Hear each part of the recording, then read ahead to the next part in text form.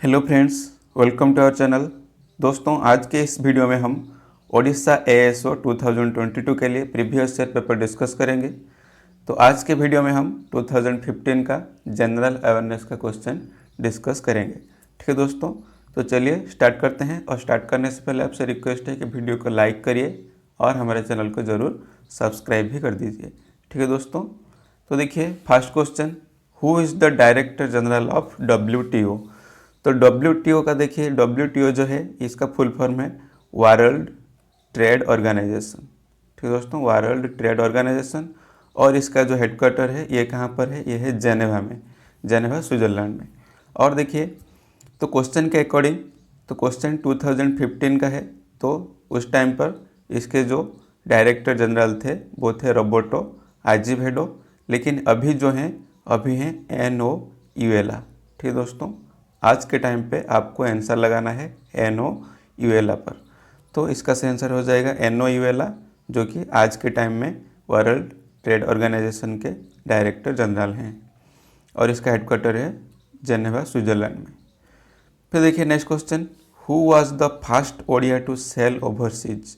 तो फर्स्ट ओडिया जिन्होंने ओवरसीज में सेल किया है वो कौन है, वो है मधुसूदन दास। ठीक है दोस्तों, मधुसूदन दास, इनको हम उत्कल गौरव मधुसूदन दास भी बोलते हैं।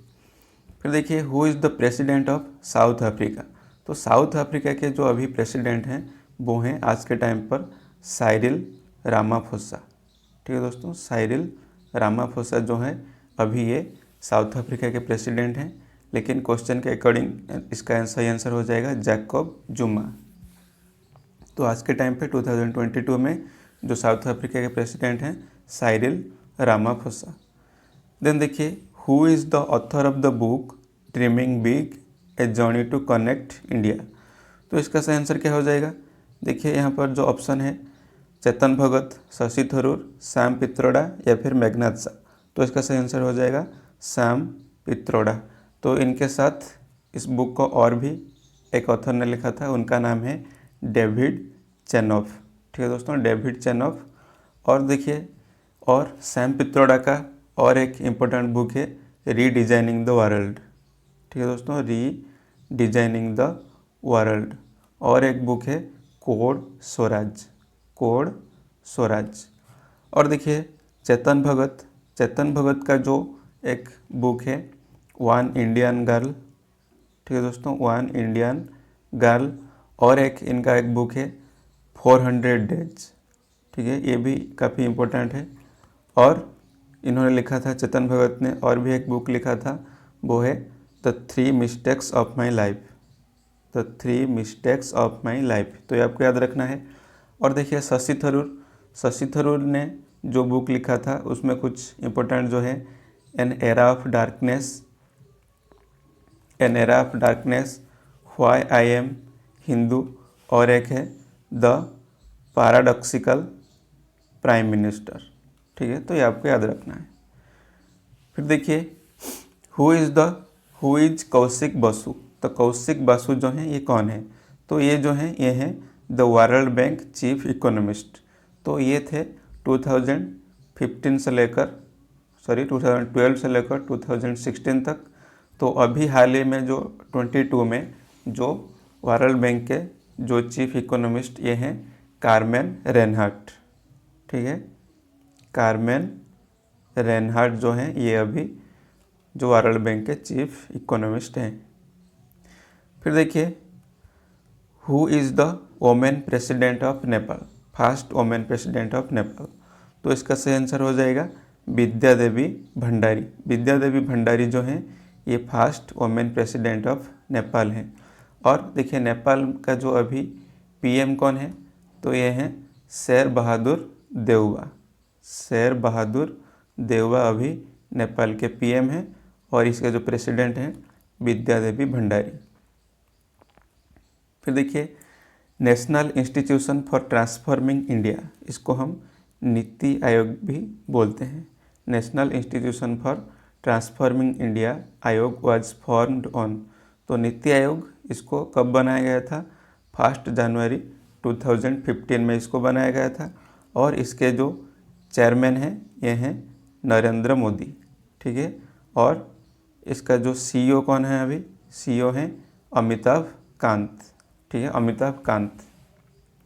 फिर देखिए Suresh D Tendulkar is known for, तो सुरेश डी तेंदुलकर को हम क्यों जानते हैं, तो इसका सही आंसर हो जाएगा report on estimation of poverty, तो ये इसका सही आंसर हो जाएगा ऑप्शन ए।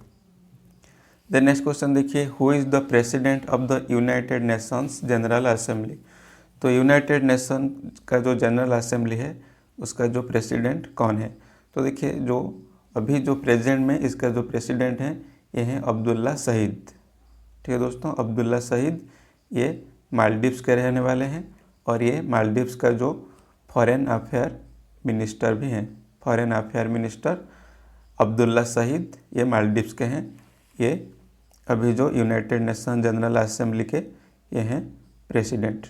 और देखिए जो यूएनजीए मतलब यूनाइटेड नेशंस जनरल असेंबली, इसका जो हेडक्वार्टर ये है न्यूयॉर्क में, ठीक है दोस्तों, न्यूयॉर्क में है इसका हेडक्वार्टर। फिर देखिए who is the author of the blue economy, the 10 years 100 innovations 100 million jobs, तो इसका जो ऑथर है ये कौन है, ये है गुंटर पावली, ठीक है दोस्तों, गुंटर पावली। और देखिए यहाँ पर जो अमर्त्य सेन है इनको 1998 में इकोनॉमिक्स के लिए नोबेल प्राइज़ मिला था, ठीक है दोस्तों, नोबेल प्राइज़ इनको मिला था अमर्त्य सेन को 1998 में। फिर देखिए the world bank aspects that in 2015-16 Indian economy will grow at the rate of, तो वर्ल्ड बैंक ने जो एक्सपेक्ट किया है तो ये 2015-16 का है, तो हम 2021 और 22 का देखेंगे, तो 2022 और 21-22 का अभी जो है ये 8.3%, ठीक है, 8.3% जो कि वर्ल्ड बैंक ने इंडियन इकोनॉमी को एक्सपेक्ट किया है। फिर देखिए एगमार्क इज, तो एगमार्क क्या है, तो एगमार्क का जो फुल फॉर्म है एग्रीकल्चर मार्केटिंग, ठीक है दोस्तों, एग्रीकल्चर मार्केटिंग। तो ये क्यों दिया जाता है, ये दिया जाता है certification mark employed on agricultural products in India, तो भारत में जितने भी एग्रीकल्चरल प्रोडक्ट बनते हैं उन पर एक सर्टिफिकेशन मार्क दिया जाता है, उसको बोलते हैं एगमार्क, ठीक है, फुल फॉर्म है एग्रीकल्चर मार्केटिंग। फिर देखिए the 7th BRICS summit was held in, तो 7th ब्रिक्स समिट कहाँ पर हुआ था, तो देखिए ब्रिक्स का जो फुल फॉर्म है Brazil, Russia, India, China and South Africa, तो इसका जो 7th समिट ये कहाँ हुआ था, ये हुआ था यूफा रसिया में हुआ था। और देखिए इसका हेडक्वार्टर कहाँ है, हेडक्वार्टर है इसका चाइना में, ठीक है। तो देखिए जो 2021 में इसका जो हुआ था 13th समिट, ये हुआ था न्यू दिल्ली में हुआ था, और 22 में इसका जो 14th समिट ये होगा चाइना में, ठीक है, तो ये आपको याद रखना है चाइना में होगा और इसका हेडक्वार्टर है चाइना में, तो सही आंसर हो जाएगा यूफा, लेकिन जो 13th ये हुआ था न्यू दिल्ली में और 14th हुआ था चाइना में, तो हमें ये दोनों याद रखना है। देन देखिए which of the following statement is not true about NATO, तो नाटो देखिए यहाँ पर जो NATO इसका जो फुल फॉर्म है, इसका फुल फॉर्म क्या है, North Atlantic Treaty Organization, North Atlantic Treaty Organization, तो इसका फुल फॉर्म है NATO, तो इसमें से हमें सही कौन सा नहीं है ये बताना है। It is a military alliance, ये ठीक है, ये करेक्ट है। Its headquarter is in Brussels Belgium Brussels में इसका हेडक्वार्टर है, ये भी करेक्ट है। Its official languages are English and German, तो इसका जो ऑफिशियल लैंग्वेज है इंग्लिश है और है फ्रेंच, ठीक है दोस्तों, इंग्लिश एंड फ्रेंच, तो जर्मन नहीं होगा, तो ये गलत हो गया। इट वाज फॉर्म्ड ऑन 4 अप्रैल 1949, तो ये जो है ये भी करेक्ट है, तो सही आंसर हो जाएगा option C. Its official language are English and German, तो इंग्लिश एंड फ्रेंच इसका सही आंसर होगा, ठीक है। तो चलिए नेक्स्ट क्वेश्चन देखते हैं। Marrakesh agreement signed on 15th April 1994 gave birth to। तो जो माराकेस एग्रीमेंट हुआ था ये 15 अप्रैल 1994 में हुआ था। तो इससे जो बना था वो है WTO। ठीक है दोस्तों, WTO वर्ल्ड ट्रेड ऑर्गेनाइजेशन बना था। तो आपको याद रखना है WTO। और WTO का जो हेडक्वार्टर कहाँ है, ये है जेनेवा में। ठीक है, जेनेवा में इसका हेडक्वार्टर है। फिर देखिए जो GATT है, GATT, तो इसका फुल फॉर्म क्या है, General Agreement on Tariffs and Trade. ठीक दोस्तों, General Agreement on Tariffs and Trades. और इसका भी हेडक्वार्टर है जेनेवा में। और देखिए सार्क का फुल फॉर्म है south Asian association for regional corporation. और इसका हेडक्वार्टर कहाँ है, सार्क का हेडक्वार्टर है काठमांडू, नेपाल में। ठीक है, काठमांडू में है इसका हेडक्वार्टर। और ब्रिक्स के बारे में हमने पहले डिस्कस कर लिया है। तो देखिए जो माराकेस एग्रीमेंट इससे बना था WTO वर्ल्ड ट्रेड ऑर्गेनाइजेशन। और देखिए ये जो माराकेस एग्रीमेंट ये हुआ था कहाँ पर, मोरक्को में हुआ था। ठीक है दोस्तों, मोरक्को में हुआ था ये एग्रीमेंट। फिर देखिए when was reserve bank of India nationalised. तो रिजर्व बैंक ऑफ इंडिया, जिसको हम RBI भी बोलते हैं, इसको नेशनलाइज कब किया गया था। तो इसका सही आंसर हो जाएगा जो है जनवरी 1949। ठीक है, 1 जनवरी होगा, 1 जनवरी 1949 को इसको किया गया था नेशनलाइज। और देखिए जो RBI है इसको बनाया गया था RBI एक्ट 1934 के अकॉर्डिंग, जो 1935 में इसको बनाया गया था। 1 अप्रैल 1935 में बनाया गया था रिजर्व बैंक ऑफ इंडिया। तो RBI एक्ट 1934 के अकॉर्डिंग बनाया गया था। और इसको जो नेशनलाइज किया गया, तो इसको किसने रेकमेंड किया था, द पार्लियामेंट्री कमेटी। ठीक है, पार्लियामेंट्री कमेटी के जो रेकमेंड से इसको नेशनलाइज किया गया था। तो सही आंसर हो जाएगा 1 जनवरी 1949। देन देखिए Skill India programme aims to train over 40 crore people in different skills. तो तो इसका सही आंसर हो जाएगा 2022। ठीक है, तो 2022 के अंदर स्किल इंडिया प्रोग्राम में हम 40 करोड़ पीपल को इसमें जो ट्रेन किया जाएगा। फिर देखिए on which date the Make in India programme was launched by Prime Minister Shri Narendra Modi. तो मेक इन इंडिया जो प्रोग्राम ये लॉन्च कब किया गया था, तो इसका सही आंसर हो जाएगा 25 सितंबर 2014। ठीक है, ऑप्शन ए 25 सितंबर 2014 में इसको लॉन्च किया गया था प्राइम मिनिस्टर नरेंद्र मोदी के द्वारा। फिर देखिए which of the following has been empowered to inspect the books of accounts of financial intermediaries in India. तो जितने भी भारत के जो फाइनेंशियल इंटरमीडियरीज बुक्स और अकाउंट्स हैं, उनको कौन मतलब इंस्पेक्ट करता है। तो इसका सही आंसर हो जाएगा सेबी, SEBI, सेबी इसका करेक्ट आंसर हो जाएगा। और सेबी का जो हेडक्वार्टर ये कहाँ पर है, ये है मुंबई में। और इसको 1992 में एस्टेब्लिश किया गया था। तो सेबी का फुल फॉर्म क्या है, Securities and Exchange Board of India, Securities and Exchange Board of India, SEBI. Then देखिए next question, a controlling ownership in a business enterprise in one country by an entity in another country is called. तो इसका सही answer हो जाएगा foreign direct investment, FDI। ठीक है, option C foreign direct investment इसका सही आंसर हो जाएगा।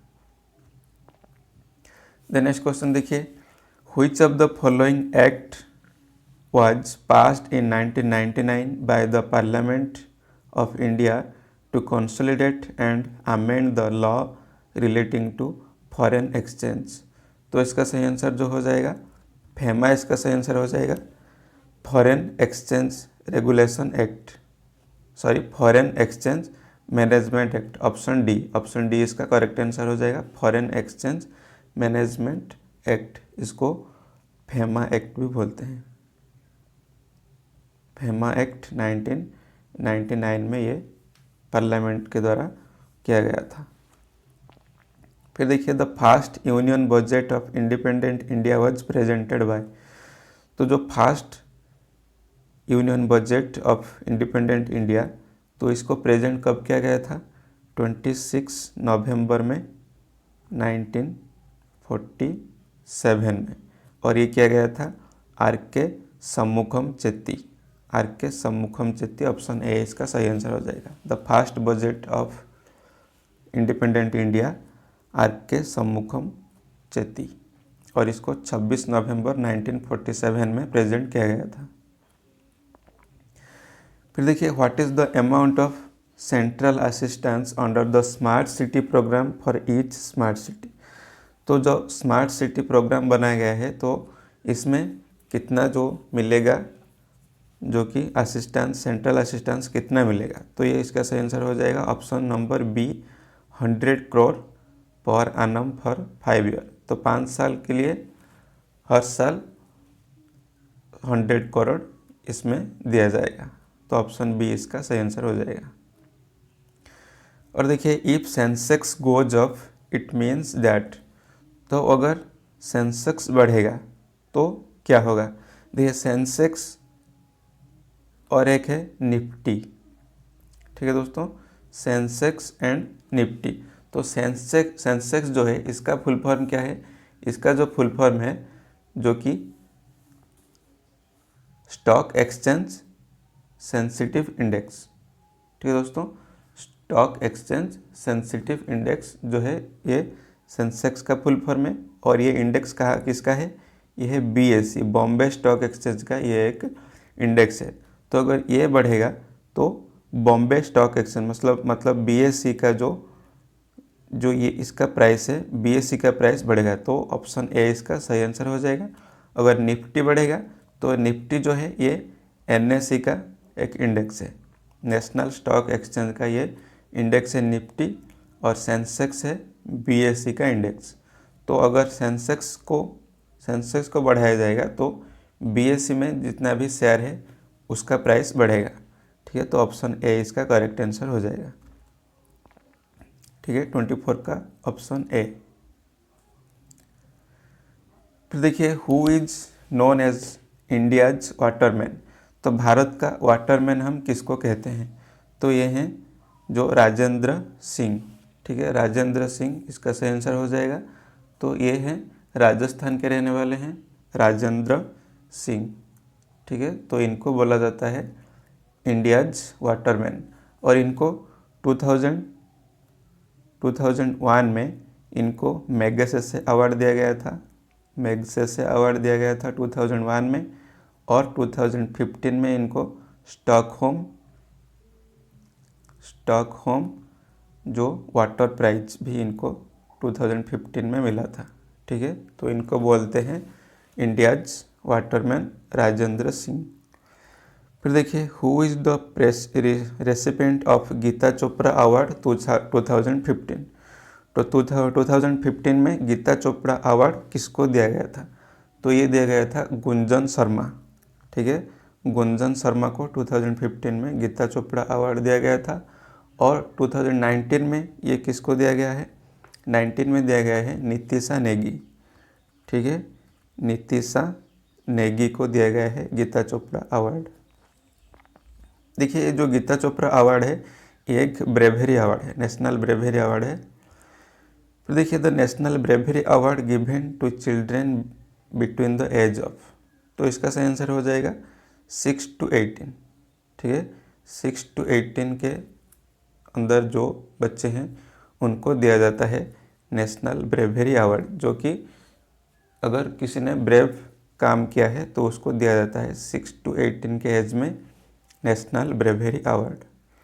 फिर देखिए how many children received national bravery award in 2015।